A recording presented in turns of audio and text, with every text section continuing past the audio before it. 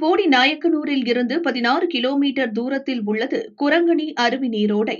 தமிழக கேரள எல்லைப் பகுதியில் மேற்கு தொடர்ச்சி மலையில் அமைந்துள்ளதால் பார்க்க ரம்யமாக இருக்கும்.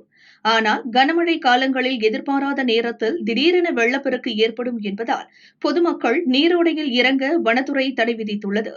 எச்சரிக்கையை மீறி ஒரு சிலர் குடும்பத்துடன் வந்து ஆபத்தில் சிக்கிக் கொள்கின்றனர்.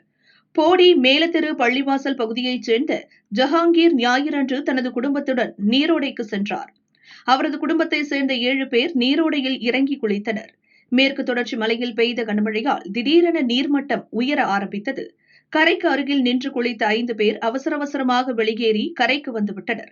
ஆழமான இடத்தில் குளித்த ஜஹாங்கீர், அவரது உறவினர் மஜீத் வெள்ளத்தில் அடித்துச் செல்லப்பட்டனர். இரவு முழுவதும் தேடியும் அவர்களை மீட்க முடியவில்லை. தீயணைப்புப் படையினர் 2வது நாளாக தேடினர். அதிகாலை அடித்துச் செல்லப்பட்ட இடத்திலிருந்து 200 மீட்டர் தொலைவில் இருவரும் சடலமாக மீட்கப்பட்டனர். குரங்கணி போலீசார் சம்பவம் குறித்து வழக்கு பதிவு செய்து விசாரணை நடத்தி வருகின்றனர். ஏற்கனவே பலர் ஆபத்தை உணராமல் இங்கு வந்து இறந்துள்ள நிலையில் வனத்துறை கடுமையான கட்டுப்பாடு விதிக்க வேண்டும் என்கின்றனர் ஆர்வலர்கள்.